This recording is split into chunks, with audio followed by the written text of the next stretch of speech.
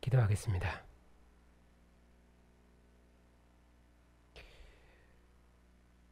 충성된 증인으로 죽은 자들 가운데서 먼저 나셔서 땅의 임금들의 머리가 되시고 만주의 주가 되시고 또 교회 왕이 되신 주님, 우리를 사랑하셔서 그의 피로 구속하시고 우리를 나라와 제사장 백성 삼으셨으니 감사를 드립니다.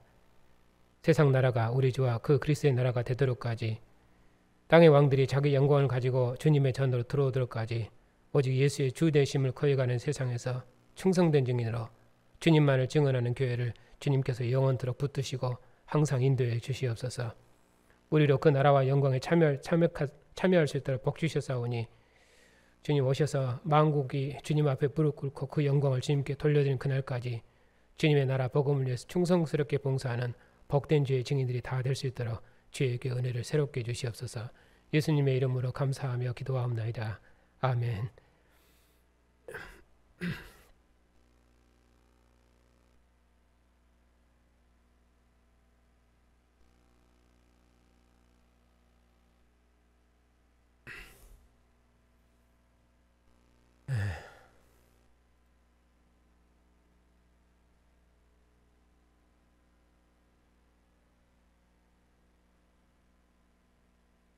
오늘은 코로나 상황 관련해서 우리 성도님들께서 여러 질문을 주셨는데 그 질문에 대한 두 번째 답변을 하도록 하겠습니다. 질문의 요지는 이런 것입니다. 교회 공동체는 믿음이 연약한 분과 함께 신앙생활하고 있지 않습니까? 그런데 교회가 믿음이 연약한 자들보다는 믿음이 강한 분들을 중심으로 해서 교회가 운영되는 것 같다. 그래서 설교도 어렵고 또 믿음이 그 연약한 분들의 마음이 어떨 때는 다치기도 하고 그것 때문에 힘들어하는 분들도 있고 이런 일들이 많이 있어서 그래도 함께 교회가 자라가려면은 약한 분들의 입장에서 교회를 운영하는 것이 맞지 않겠냐, 이제 이런 질문입니다. 이런 질문들에 대해서 이제 그 답을 하기 전에 개념이 중요한데요. 믿음이 약하다, 믿음이 강하다 했을 때 그 믿음은 무엇이고, 그리고 그 믿음이 약하다는 것은 또 어떤 것이고 강하다는 것은 어떤 개념인지, 이런 개념들이 먼저 정립이 돼야 됩니다. 그리고 또 하나는 교회가 무엇인지 하는 것입니다. 왜냐하면 교회를 어떻게 운영할 것인가 하는 교회는 어떤 정체성을 드러내야 될 것인가 하는 그런 문제들이거든요. 이런 것들이 여러 가지로 겹쳐 있는 문제여서 질문이어서 실은 이 질문 하나로 여러 문제를 해석을 해야 됩니다.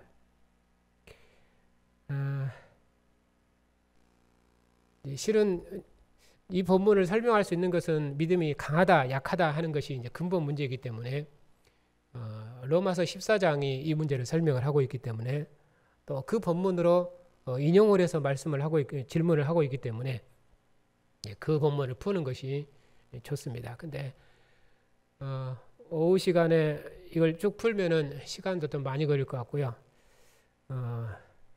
로마서 14장은 제가 한번 주일 설교 시간에 한번 설교를 할 생각입니다.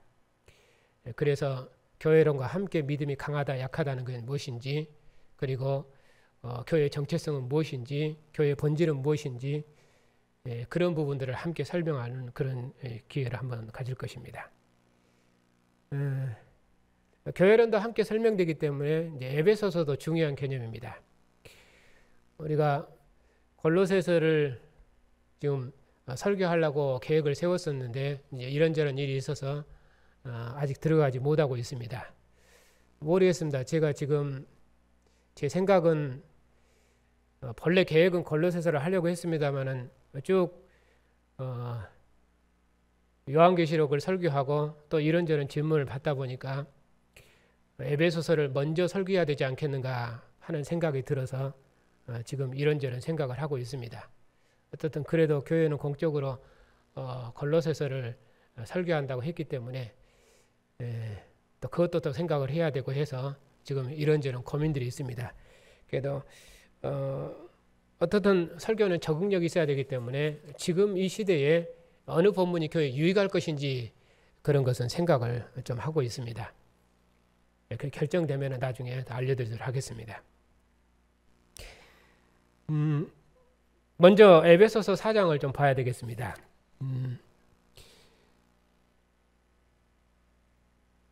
에베소서는 주님의 몸을 이뤄가는 생명 공동체를 설명합니다. 그리고 교회의 머리 되시는 그리스도이시다 하는 것이 주 내용이죠.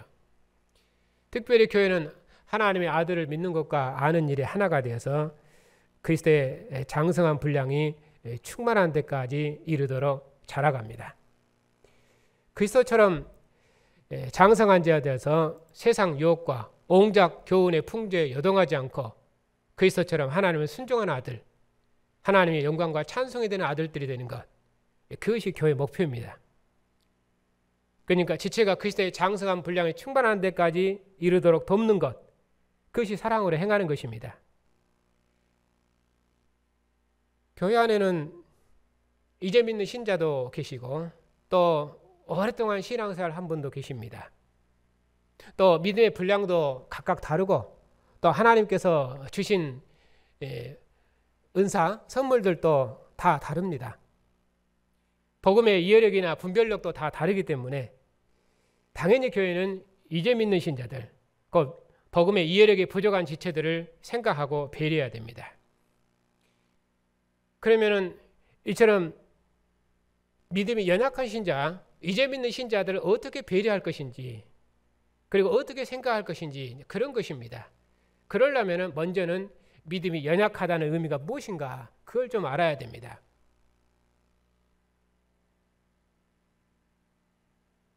어떻든 목표는 무엇이냐면은 하나님의 아들을 아는 것과 믿는 일, 즉 그리스도를 가르쳐서 지체를 세워가라 하는 것이 에베소 4장이 지금 말씀하는 내용입니다.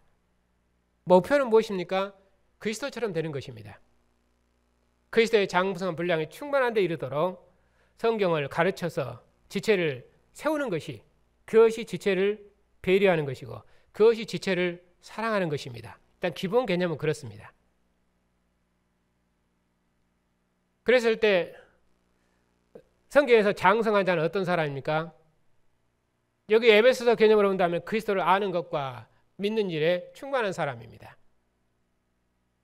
그래서 교회는 모든 성도들이 이처럼 그리스도를 아는 일에 있어서 장성한 자가 되게 하는 것, 그 장성화에 이르는 것을 목표로 장성한 자로부터 그리스도를 배워가며 함께 성장하는 것입니다.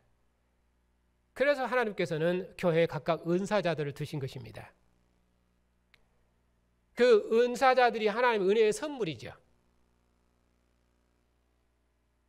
그러니까 그 은사자를 통해서 교회는 그리스도처럼 그리스도의 장성한 분량이 충만한 데까지 그리스도를 배워가면서 성장해 가는 것입니다. 그러면 로마서 14장에서 믿음이 연약한 자는 어떤 사람인가? 믿음이 강한 사람은 어떤 사람인가? 했을 때 그 믿음이 무엇인지, 우리는 보통 믿음 하면은 어떤 신념, 신을 믿는 신념, 다 사람들은 믿음이 있잖아요. 전도에 보면은 하나님을 믿으십시오 하면은 다 사람들은 각자 자기가 믿는 어떤 의지할 대상들, 신들이 있습니다. 그것을 의지하는 그 신념들이 다 있어요. 그걸 믿음이라 하는가? 물론 그것도 믿음입니다. 왜냐하면은 우리는 다 하나님을 믿는 믿음의 신앙생활을 하고 있기 때문에 그 신념도 당연히 필요하죠. 그 신념이 없이는 우리가 신앙생활을 할 수 없으니까. 그럼 무엇을 믿느냐 하는 것입니다. 여기 로마서 14장에서 말하는 이 믿음은 물론 개인의 신념도 될 수도 있지만은 그리스도의 믿음이 더 본문의 문맥에 맞습니다. 그리스도의 믿음, 그리스도께서 주신 믿음, 그리스도와 연합된 믿음, 그리스도를 믿는 믿음이라기보다는, 물론 그리스도를 믿음이라고 했을 때 그 그리스도는 그리스도께서 행하신 그 일, 그 역사, 그리스도께서 가져오신 믿음, 그 구원 역사, 새로운 주님의 나라, 이걸 포괄하는 것이죠. 어떻든 그리스도의 믿음입니다. 그리스도께서 가져오신 믿음의 역사입니다. 총 그리스도의 나라지요.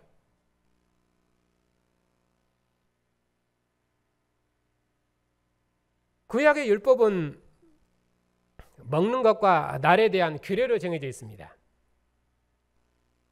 그리스도를 믿지만 아직 복음의 이해력이 부족해서 모든 것을 자유롭게 먹지 못하는 것이 곧 하나님을 사랑하는 믿음이 부족한 것, 그것인가?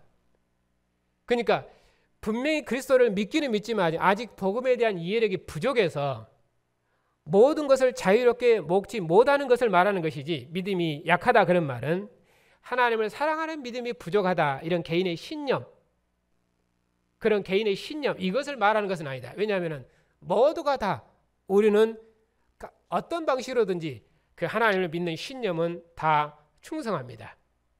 그 신념이 없이는 우리가 살 수가 없거든요. 그러니까 그런 신념이라기보다는 복음에 대한 이해력, 그리스도를 아는 믿음, 그리스도에 대한 이해력, 주님께서 세우신 나라가 어떤 나라인가, 하나님께서 구원 역사를 어떻게 완성하셨는가 하는 이런 그리스도께서 가져오신 믿음의 나라, 이 믿음에 대한 것이 부족한 것을 여기서는 믿음 이렇게 봐야 맞습니다. 그러니까 로마서 14장은 우리 중에 누구든지 자기를 위하여 사는 자가 없다, 또 믿음을 따라 행하지 않는 그 모든 것은 죄다, 이렇게 설명합니다. 그러니까 이미 교회는 그리스도와 함께 죽고 함께 살아서 살아도 주를 위해 살고 죽어도 주를 위해 죽습니다. 아직 성경을 잘 이해하지 못할 때는 그리스도를 사랑해도 율법에 매이기 쉽습니다. 모든 것을 분별할 만한 믿음이나 그리스도를 아는 지식이 부족하기 때문입니다. 하지만 그것이 하나님에 대한 사랑이 약하다는 뜻은 아닙니다. 그런 의미로 제가 말씀드렸잖아요. 이 믿음이라는 것이 그런 신념도 있고, 또 하나는 그리스도께서 주신 믿음, 그리스도께서 가져오신 믿음, 이 믿음도 있고, 그러니까 믿음이 강하다 하는 말은 그런 의미로 믿음입니다. 역사적인 믿음, 그리스도께서 가져오신 나라, 가져오신 믿음, 이 믿음이 그리스도의 장성한 분량이 충만한 데까지 이르렀는지 그렇지 않은지 하는 것이죠. 그러니까 아직 성경을 잘 이해하지 못할 때는 그리스도를 사랑해도 율법에 매이기 쉬운 것이 바로 그런 것 때문입니다. 혹시 성경에 대한 이해가 부족할지라도 하나님의 자녀, 하나님을 죽기까지 사랑합니다. 그런데 성경을 잘 이해하지 못하면 하나님의 선하시고 기뻐하시고 그런 선하신 뜻이 무엇인지 잘 분별하지 못합니다. 그래서 각 지체에게 주신 은사를 따라서 서로를 섬기라고 말씀하는 것입니다. 목표는 무엇입니까? 이 세대를 본받지 않고 하나님의 온전한 뜻을 분별해서 하나님이 기뻐하시는 거룩한 산제사를 드리는 것.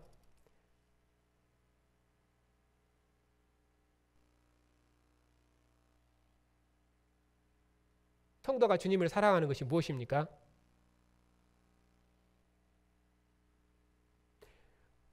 오직 주님을 위해 자기 생을 다 드리는 것입니다. 그런 신념, 그런 믿음은 누구나 다 있습니다. 그러나 그 믿음이 역사적인 믿음, 그리스도께서 가져오신 믿음이 무엇인가를 잘 모르면 그 신념이, 그 믿음이 온전히 드러나지 않습니다. 개인의 신념이 드러나지 않다 그 말이 아니라 그리스도께서 가져오신 믿음의 역사, 그것이 드러나지 않는다. 주님을 사랑하는 것은 교회의 본질이고 교회의 기쁨입니다. 주님을 사랑하는 행위는 형제를 믿음 위에 굳게 세우고 형제를 기쁘게 하는 것입니다. 그러니까 복음의 이해력이 나와 다르다고 해서 형제의 행위를 결코 판단하지 않습니다. 코로나 상황에서 각자의 상황과 판단이 다르기 때문에 애찬에 참여하는 성도도 있고 애찬에 참여하지 못하는 성도도 있습니다. 애찬에 참여하는 성도나 애찬에 참여하지 못하는 성도나 다 주님을 사랑합니다. 그런 믿음은 누구나 다 있습니다. 그 믿음은 누구도 판단하지 않습니다. 예찬의 참여 여부를 가지고 그러한 형제의 믿음, 주님을 살아가는 그 믿음, 신뢰, 그런 것을 판단하는 사람은 아무도 없습니다. 그래서 누구도 그 믿음을 판단할 수 없습니다. 그러나 설교는 무엇이냐? 설교는 예배에서 그리스도의 피와 살을 먹는 주님의 상에서 우리의 생명과 구원이 되신 그리스도를 기뻐하고 찬양하고 그것을 선포하는 것이 설교입니다. 코로나 상황에서 국가의 행정 및 교회의 어떤 의미인가 그걸 가르치는 것이 목사 직무입니다. 교회의 정체성은 무엇이고 교회는 어디로 가야 되며 교회는 어떻게 예배하며 또 어떤 성장 공동체로 모이는 것인지 모여야 되는지 교회를 진리로 가르쳐서 교회를 진리 위에 세우고 그러라고 하나님께서 교회 직무자를 세우셨습니다. 당연히 복음의 이해가 부족하거나 이제 믿는 신자는 목사의 가르침이 잘 이해 안 될 수 있습니다. 교회가 그들을 배려하는 것은 무엇이겠습니까? 그들의 믿음이 그리스도처럼 되도록 가르치는 것입니다. 여기서 그 믿음은 개인의 신념을 말하는 것이 아니라 그들이 가지고 있는 그리스도에 대한 믿음, 그리스도의 믿음, 그리스도께서 가져오신 믿음, 그리스도께서 가져오신 믿음의 역사, 곧 구원 역사이죠. 이 구원 역사가 무엇인가를 교회가 잘 모르면은 당연히 목사의 가르침이 어려울 수 있습니다. 왜냐하면 목사는 그걸 가르치니까. 그걸 아는 것이 교회의 생명이니까. 이스라엘이 그걸 알지 못해서 그들의 왕을 십자가에 죽였습니다. 사도들이 핍박을 받은 것도 유대 공동체가 그걸 알지 못해서 그리스도인들을 죽였던 것입니다. 그러니까 교회가 그들을 배려하는 것이 무엇입니까? 그들의 믿음이 그리스도처럼 되도록 가르치는 것입니다. 그것이 우리가 한 몸의 지체, 그리스도를 머리로 하는 한 몸의 지체라는 의미입니다. 당연히 설교는 어려운 말로 해서는 안 됩니다. 하지만 아직 성경을 잘 모르고 구원 역사를 잘 모르면은 설교를 듣는 것이 어려울 수 있습니다. 새로 나온 신자들이나 어린 아이들이 목사의 설교를 잘 알아들 수 없는 것은 그것은 당연한 것입니다. 그러니까 그러한 분들이 설교를 잘 이해할 수 있도록 지체된 우리들이 서로 도와야 됩니다. 방법은 여러 가지가 있겠지요. 그래서 모든 방법을 동원해서 그들이 이 믿음 안에 설 수 있도록 도와야 됩니다. 이것이 교회가 연약한 자를 배려한다는 의미입니다.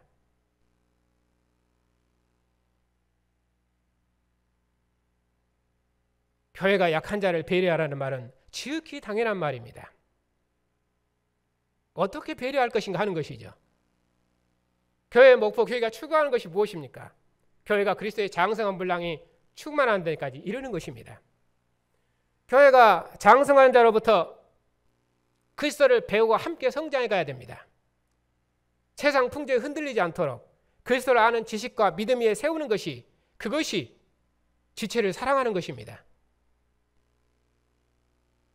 교회의 본질이 무엇입니까? 하나님의 기뻐하신 뜻을 따라 행하는 것입니다. 믿음이 강한 자가 해야 될 일이 무엇이겠습니까? 형제를 믿음 위에 굳게 세우는 것입니다. 형제를 하여금 세상에서 두려워하지 않고 담대하게 하나님을 섬기도록 돕는 것입니다. 오늘 본문대로 하면은 에베소는 그렇게 말씀하잖아요.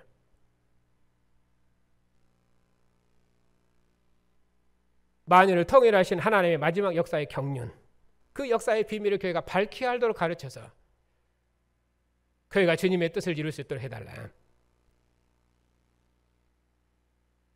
그러니까 믿음이 강하다, 믿음이 약하다 하는 것은 그 믿음은 구원 역사입니다. 하나님께서 그리스도를 통해서 이루신 새로운 하나님 나라, 천국, 이 나라가 어떤 나라인가를, 그리고 이분이 이 나라의 왕이신 주님이 어떤 분인가를, 그리고 이분이 교회를 어떻게 세우셨는가를, 그 역사적 관계들을 아는 것이, 그것이 믿음입니다. 그러니까 믿음은 여기서는 개인의 신념이 아닙니다.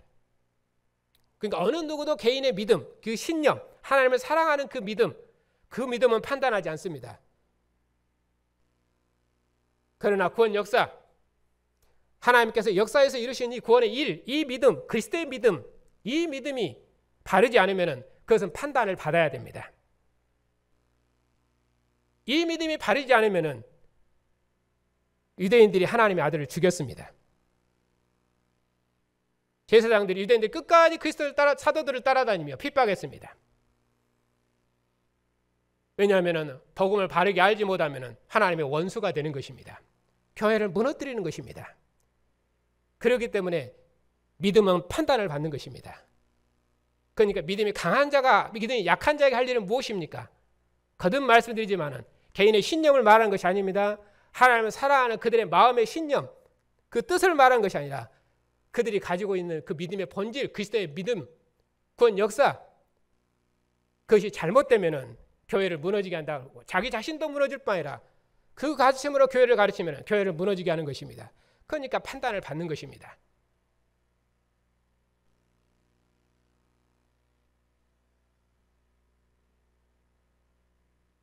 그러니까 당연히 교회는 믿음이 강한 자, 곧 믿음의 역사, 구원 역사를 아는 자, 곧 하나님이 각 교회에 은사자들 선물로 주셨습니다. 그 선물로 주신 은사자들을 통해서 교회를 가르치고 교회를 진리의 터 위에 견고히 세우고, 그래서 거기 그 공동체한 모든 사람들이 그리스도의 장성한 분량이 충만한 데까지 이르러서 한 사람도 떨어지지 아니하고 다 구원을 얻을 수 있도록. 어떤 구원입니까? 그리스도의 장성한 분량이 충만한 데까지 이른 구원. 구원이라는 개념도 문명마다 다 다르게 설명을 합니다. 우리는 구원하면은 정말의 구원, 정말론적인 구원, 하나님 앞 심판대 앞에 서는 구원, 딱 이 구원만 생각해요. 구원이란 말만 나오면은, 그러면은 그 구원으로 연결하니까 제 말이 어렵게 되는 것이죠.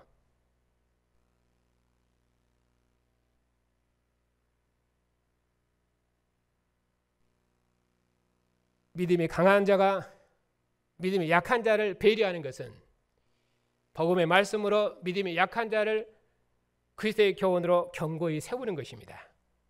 그리고 믿음이 약한 자는 마땅히 믿음이 강한 자로부터 이 복음을 배우고 가르침을 받아서 그도 믿음이 강한 자처럼 그리스도의 장성한 충만한 데까지 자라서 그리스도의 온전한 뜻을 함께 이루어져야 됩니다. 그렇게 해서 주님의 교회를 함께 세워져 가는 것입니다. 그래서 한 몸을 이루어내는 것입니다. 그래서 한 성전을 지어내는 것입니다. 그것이 교회가 할 일이고 우리가 해야 될 일입니다. 당연히 믿음이 약한 자는, 믿음이 강한 자는 믿음이 약한 자를 배려해야 됩니다. 그 배려하는 것이 그들의 약함에 조절해서 이런저런 많은 것을 할 수 있겠지만은, 그러나 그것이 교회가 나아가야 될 방향은 아니다.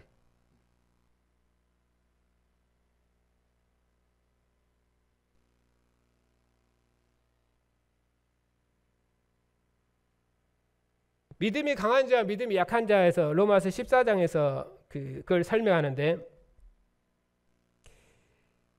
고린도전서 8장과 10장에서도 믿음이 강하다, 믿음이 약하다 하는 이런 내용들이 있습니다.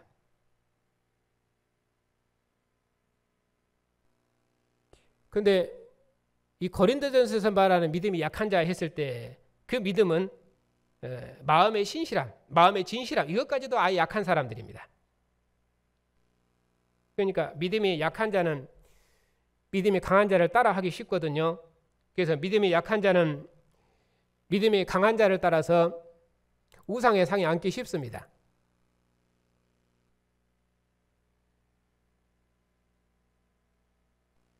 그런데 로마서에서 믿음이 강한 자, 약한 자는 그런 마음의 신실함의 그런 차이를 설명한 것이 아니라 우리 모두가 다 사나 죽으나 주를 위해서 사는 자가 아니냐. 그러므로 그들 사이에는 서로 비판하고 의심하고 근심하게 해서는 안 된다. 그러니까 권면도 고린도서의 권면과 그리고 여기 로마서의 권면의 권면하는 방식도 달라요. 고린도서에서는 믿음이 강한 자에게 믿음이 약한 자를 걸려 넘어지게 해서 그리스도께 죄를 짓지 말라고 그렇게 경고하는데, 그래서 사랑으로 절제하라고 명령하십니다. 그런데 로마서는 서로 비판하지 말고 받으라, 이렇게 쌍방을 권면합니다. 강한 자에 대한 책임도 거기서 물어요. 그런데 사도께서는 이 믿음이 강한 자와 약한 자의 신분을 이렇게 특정해서 밝히지는 않습니다. 어떤 사람이 이렇게 일반적으로 언급을 해요. 굳이 밝히자면 고린도서에서 믿음이 약한 자는 우상숭배의 습관이 남아있는 이방인 신자일 것입니다. 그러나 로마서에서 믿음이 강한 자와 믿음이 약한 자의 신분은 이렇게 유대인, 이방 이런 식으로 나누지는 않습니다. 왜냐하면 정말의 하나님 나라는 그 로마서 특징 때문에, 왜냐하면 로마서는 선교복음이거든요. 모든 민족이 그리스도를 믿고 순종해서 자기 영광을 가지고 들어와서 하나님을 찬양하는 나라, 그런 나라를 이루는 것이 그 로마서의 문맥이기 때문에 로마서에서는 믿음이 강한 자와 약한 자의 믿음을 한정하는 것도 어렵습니다. 그래도 문맥은 그리스도의 믿음이 더 문맥적이죠. 신념으로서 믿음은 동일한데 그리스도의 믿음이 주는 그 부요함을 이해하는 그 이해력에서 서로 다르다 그 말입니다. 그러니까 어떤 사람은 모든 것을 먹을 만한 믿음이 있고, 또 어떤 사람은 믿음이 약한 사람은 채소만 먹습니다. 어떤 사람은 이날을 전날보다 낮게 여기고, 또 어떤 사람은 모든 날을 같게 여깁니다. 각각 자기 마음에 확정해야 됩니다. 이들은 다 자기를 위해 살지 않고 사나 죽으나 주님을 위해서 삽니다. 믿음이 강한 자나 믿음이 약한 자나 주님의 것입니다. 이를 위해서 그리스도께서 죽으셨다가 다시 살아나셨는데, 그 죽은 자와 산 자와 주가 되시려고 다시 살아나셨는데, 그러면서 사도께서 이제 교회를 강한 자와 그리고 특별히 믿음이 강한 자에게, 특별히 강한 자와 약한 자 모두에게 서로 받으라고 면하지만은 특별히 믿음이 강한 자에게 화평과 덕을 위해서 사랑을 행하라고 경고하고 권면하십니다.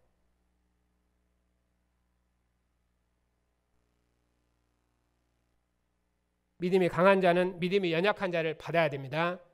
그의 의견을 비판하지 말아야 됩니다. 믿음이 강한 자는 약한 자의 믿음을 업신여겨서는 안 됩니다.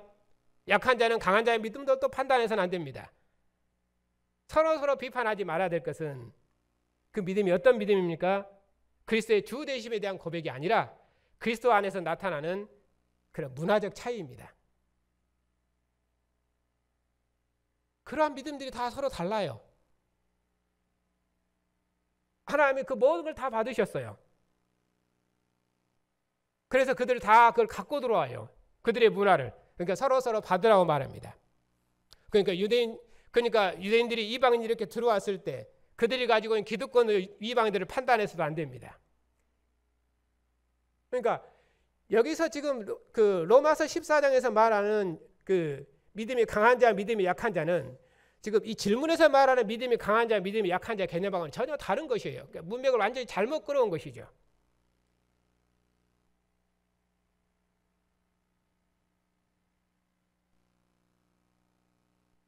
나중에 이 부분은 다시 설명드리도록 하겠습니다. 더 자세히. 왜냐하면 이 문맥은 또 다른 문맥이니까. 어쨌든 믿음이 강한 자, 믿음이 약한 자 했을 때 믿음이 강한 자는 믿음이 약한 자를 어떻게 배려할 것인지, 믿음이 약한 자는 믿음이 강한 자로부터 어떻게 배워서 자기 믿음은 그리스도의 장성한 분량에 충만한 데까지 성장시켜서 믿음이 강한 자와 한 몸을 이뤄서 함께 주님의 성정을 이뤄갈 것인지,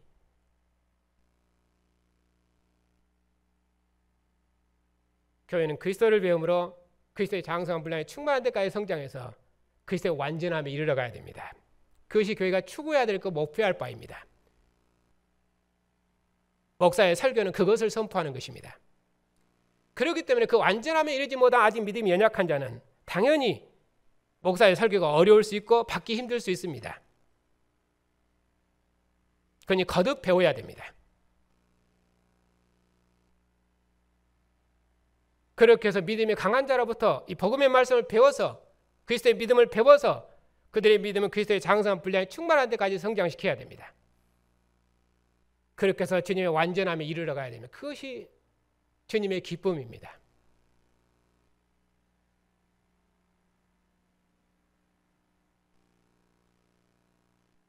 그래서 이 구원 역사, 복음을 밝히 하려고 하는 것이고 더 복음을 많이 배우라 그런 말입니다. 다 됐다 생각하지 말고 주님 오시도록까지, 우리 생명이 다하도록까지 주님의 완전함에 이를 수 있도록 하나님의 말씀을 배우는 일에 전심을 다하고 날마다 새롭게 배워서 주님의 의로움에 이룰 수 있도록 우리 모두가 다 함께 더 노력해야 될 것입니다. 왜냐하면 거의 주님을 사랑하는 것이에요. 그렇게 주님을 사랑하는 자에게 하나님께서 그 사랑을 나타내시고 우리의 믿음을 더 새롭게 해서 하나님 우리와 함께 역사를 경영하시는 그 경영을 이룰 것입니다.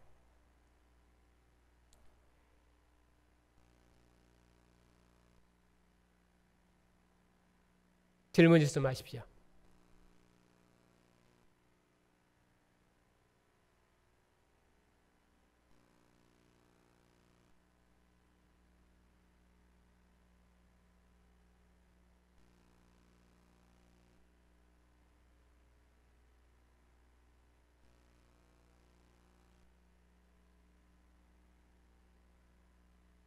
자, 질문 없으시면 한 주간도 평안하시고요. 또 다음 주에 얼굴 뵙겠습니다. 감사합니다.